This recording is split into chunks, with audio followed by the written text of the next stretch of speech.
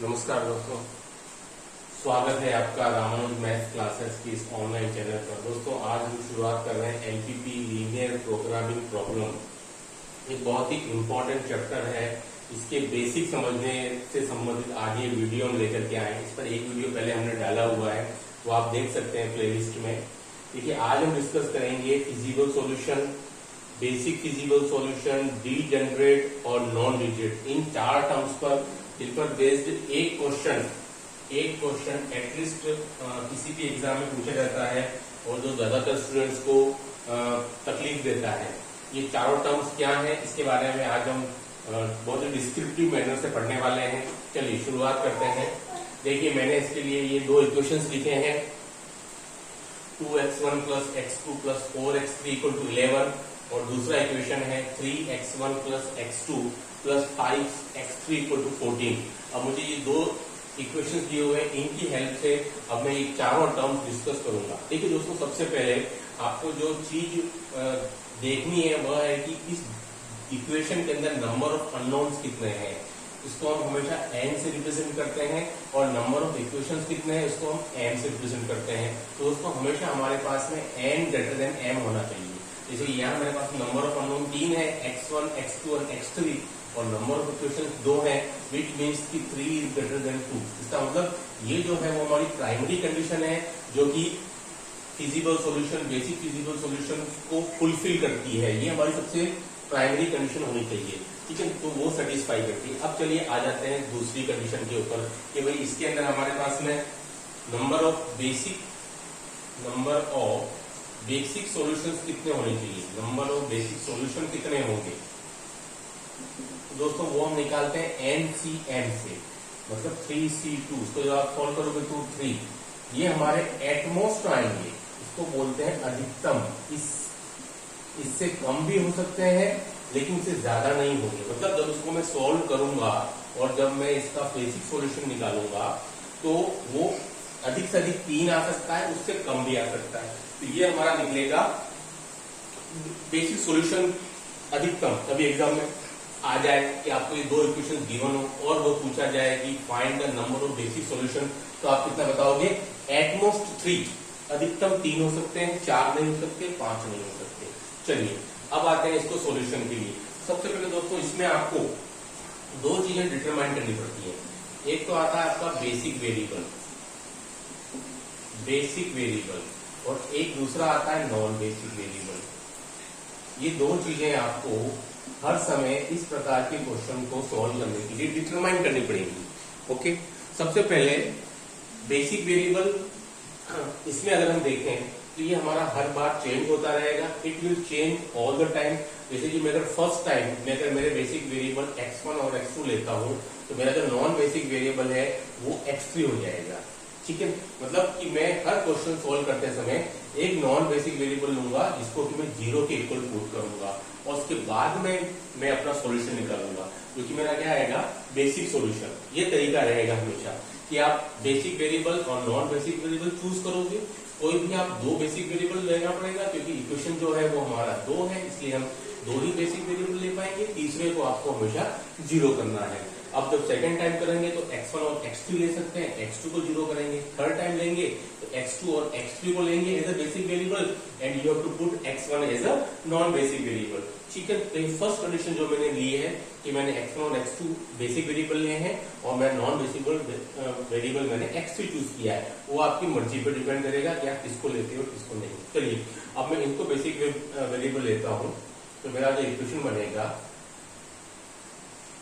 इस टाइप का ही 3x1 plus x2 equal to 14।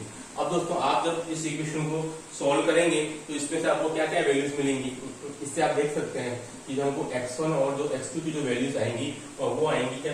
That will be 3 and 5, ठीक है, दैट विल बी 3 एंड 5। तो हमारा जो बेसिक सॉल्यूशन होगा, पहली बात जो हम कर रहे हैं, व्हाट इज बेसिक सॉल्यूशन, तो पहला क्वेश्चन अराइज होता है।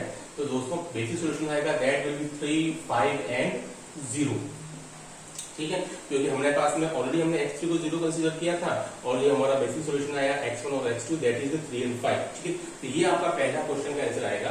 इस दिए हुए क्वेश्चन का बेसिक सॉल्यूशन क्या आएगा, दैट विल बी 3, 5 एंड 0। और भी हो सकते हैं क्योंकि हमने कहा है 3 एट मोस्ट, 3 अधिकतम हो सकते हैं। अभी तो हमारा 1 आया है, 2 और 3 तो कम से कम हमारे पास में हम निकाल ही सकते हैं, ठीक है। तो ये हमारा फर्स्ट बेसिक सॉल्यूशन आया है। अब इस बेसिक सॉल्यूशन के बेस पर हम इसको बेसिक फिजिकल सॉल्यूशन, डीजेनरेट और नॉन डीजेनरेट अब हम चेक करेंगे इसके बेस पर, क्योंकि ये बहुत ही इंपॉर्टेंट है हमारे पास। एक बात और बता दूं, इसको बेसिक सॉल्यूशन निकालने के लिए दूसरा तरीका आपके पास में जो है वो आपके पास में मैट्रिक्स मेथड भी है, मैट्रिक्स डिटरमिनेंट मेथड, इसको भी आप यूज में ला सकते हैं।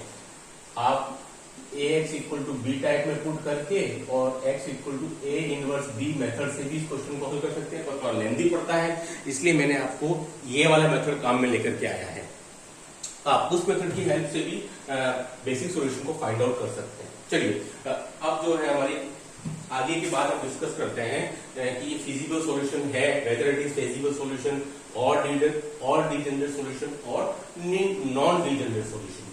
चलिए इसको अब हम डिस्कस करते हैं कि अभी तो मेरे पास में बेसिक सॉल्यूशन आया है, अब हम डिस्कस करते हैं इज दिस फिजिबल सॉल्यूशन और नॉट। सेकेंड जो हमारा पॉइंट है इसमें कि फिजिबल सॉल्यूशन है या नहीं।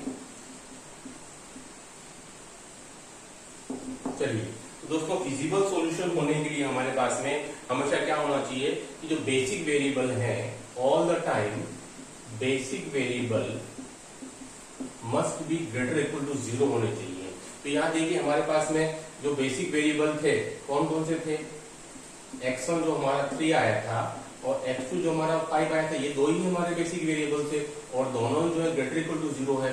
इसका मतलब हम उसको क्या बोल सकते हैं, that is a feasible solution, that feasible solution exist, that feasible solution exist करता है। बेसिक ऑलरेडी था, फिजिबल सॉल्यूशन एग्जिस्ट करता है, तो हम क्या बोल सकते हैं, BFS exist, basic feasible solution exist कर रहा है। ठीक है, आई होप अंडरस्टैंड आपको समझ में आया होगा। बेसिक सॉल्यूशन निकाला, फिजिबल सॉल्यूशन कैसे निकालते हैं उसके लिए बहुत ही इजी कंडीशन है, basic variable must be greater equal to 0। x1 हमारा बेसिक वेरिएबल था जो हमने कंसीडर किया था, बेसिक वेरिएबल दो में माना था, x1 और x2, दोनों के लिए हमारे पास में ये आई 3 और 5, तो दोनों ही जो हमारे पास में 0 से बड़े या बराबर है। ऐसी कंडीशन के अंदर हम ये बोल सकते हैं कि फिजिबल सॉल्यूशन हमारा क्या करता है, एग्जिस्ट करता है। तो फिजिबल सॉल्यूशन एग्जिस्ट कर रहा है, बेसिक सॉल्यूशन ऑलरेडी था, तो ये हम क्या बोल सकते हैं कि BFS एग्जिस्ट कर रहा है इसके अंदर, दैट बेसिक फिजिबल सॉल्यूशन हमारा इसमें एग्जिस्ट कर रहा है। दोस्तों समझ में आया होगा आपको क्या होता है BFS। पहले बेसिक सॉल्यूशन फाइंड आउट किया, फिर फिजिबल सॉल्यूशन के लिए basic variable greater equal to 0 होना चाहिए।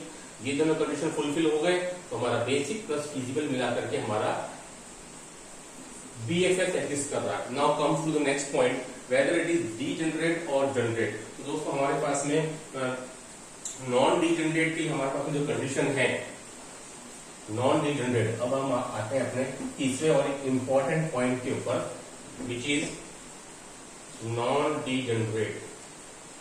नॉन डीजेनरेट अनअपभ्रष्ट, तो हिंदी में थोड़ा सा मुश्किल है इसको बोलना, लेकिन इंग्लिश में इजी है कि नॉन डीजेनरेट कब होता है कि व्हेन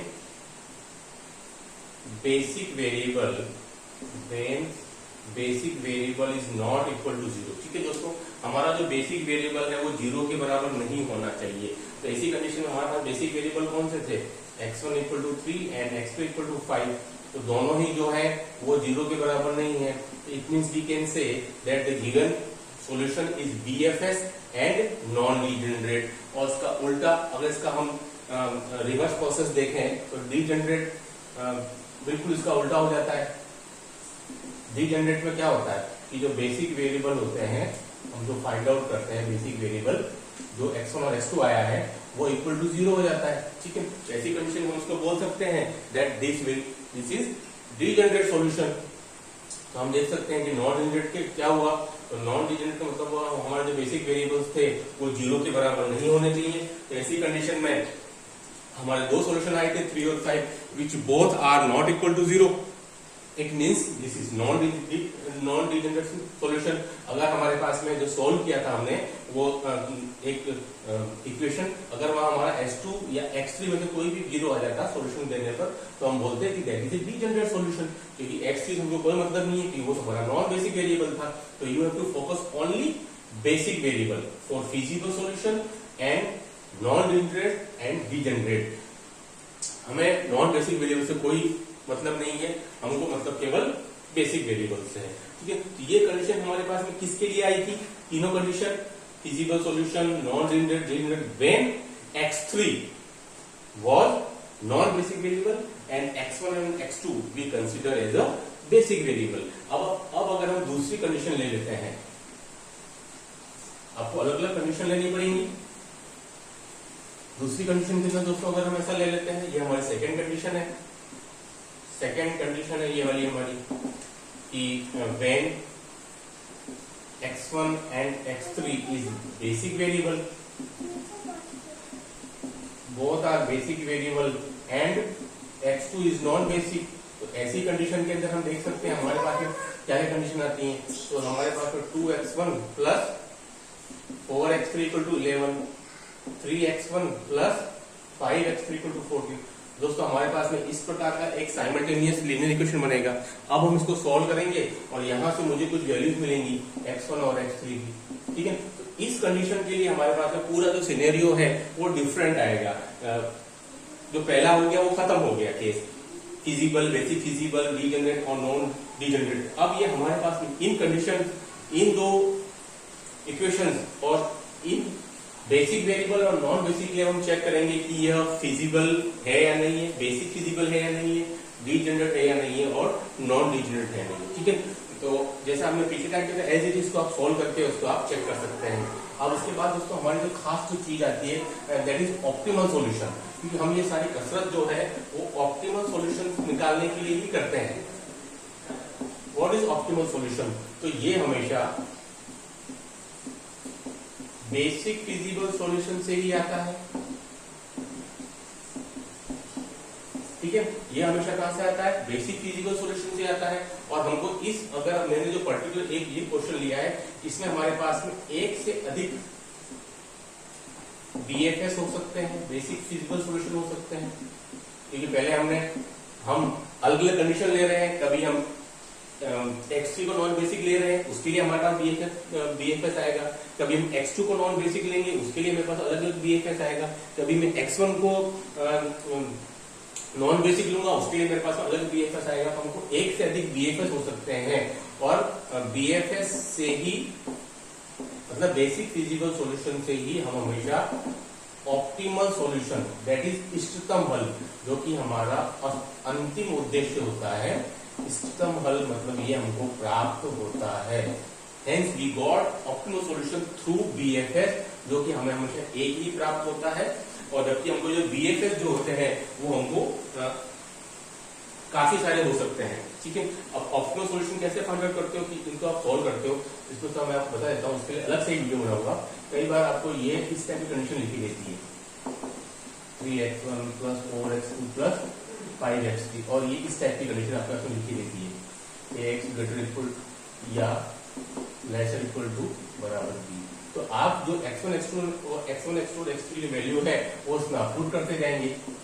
जो भी वैल्यू आपको मैक्सिमम देगा वही क्या कहलाएगा? उसका ऑप्टिमल सॉल्यूशन कहलाएगा। तो हेंस हमारी जो सारी कसरत करते हैं वो हम केवल BFS से ऑप्टिमल सॉल्यूशन फाइंड आउट करने के लिए करते हैं। तो हमारा जो लास्ट सॉल्यूशन जो होता है LPP के अंदर, वो हमारा ऑप्टिमल सॉल्यूशन आता है, वो जहां हम यहाँ पुट करते हैं। इसको आप ग्राफिकल से भी फाइंड आउट कर सकते हैं, ठीक है, अलग अलग पॉइंट डाल करके। हमको जो x1 x2 x3 आ रहा है उसको मैं यहाँ पुट करूंगा, और जिसके लिए मुझे मैक्सिमाइज या मिनिमाइज वैल्यू देगा z, जिसको हम ऑब्जेक्टिव फंक्शन कहते हैं, उद्देश्य फलन, ठीक है, तो वो मेरा क्या हो जाएगा? एक ऑप्टिमल सॉल्यूशन हो जाएगा, इष्टतम हल हो जाएगा।